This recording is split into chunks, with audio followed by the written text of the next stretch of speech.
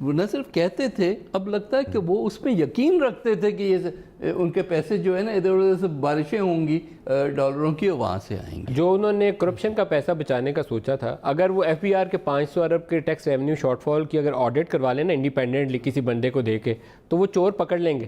میں یقین سے کہتا ہوں کہ یہ آٹومیٹک شارٹ فال نہیں ہو سکتا. مجھے یقین ہے، میں کنونس ہوں اس کے اندر لوگوں نے مال بنایا ہے، اس کا آڈٹ ہونا چاہیے. آپ کی امپورٹ 142 روپے پہ کیلکولیٹ ہو رہی ہیں، پہلے 104 پہ کیلکولیٹ ہو رہی تھی. 50% ریونیو امپورٹ سٹیج پہ آتا ہے اور یہ 500 ارب کی ٹیکس ریونیو شارٹ فال دکھا رہے ہیں. یہ ہو ہی نہیں سکتا نا، امپاسبل ہے. تو یہ سر، یہ زبیر صاحب، یہ کوئی نئی سائنس ہے اس کے اندر، کوئی کنڈی ڈھونڈے اس کے اندر سے.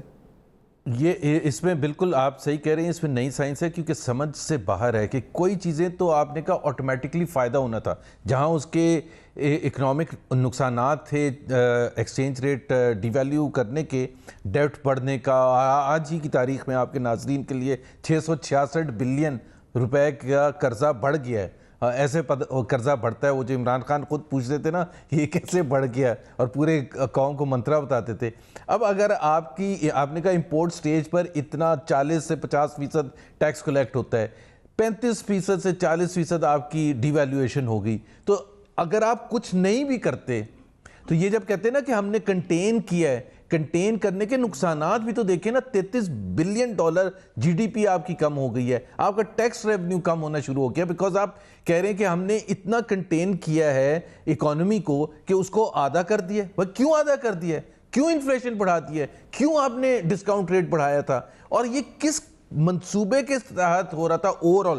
سب سے امپورٹنٹ چیز یہ تھی ندیم، اگر شروع میں یہ بتایا جاتا کہ جی ڈسکاؤنٹ ریٹ بڑھانا، ایک دوسری طرف اس کا جو اثر ہوگا انٹرسٹ ریٹ بڑھانا، کاسٹ آف آپریشنز بڑھانا، امپورٹ کو کم کرنا، ٹیکس ریونیوز پر اس کا ڈائریکٹ اثر کرنا، ان امپلائمنٹ بڑھانا، یہ کس پورا ایک منصوبہ ہونا چاہیے تھا نا.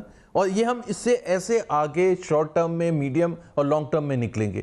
کوئی سب چیزیں انڈیپینڈنٹ ہو رہی تھی، کسی کو کچھ نہیں پتا تھا، کسی کو امپلیکیشنز نہیں سمجھتی کہ آگے. وہ سمجھتے تھے کہ ایک سوئچ ہوتا ہے جس کو آپ نے آن کرنا ہوگا تو 3% سے 6% آپ کی گروتھ ریٹ چلی جائے گی اور تمام مسائل حل ہونے شروع ہو جائیں گے اور ٹیکس ریونیو بڑھنا شروع ہو جائے گا.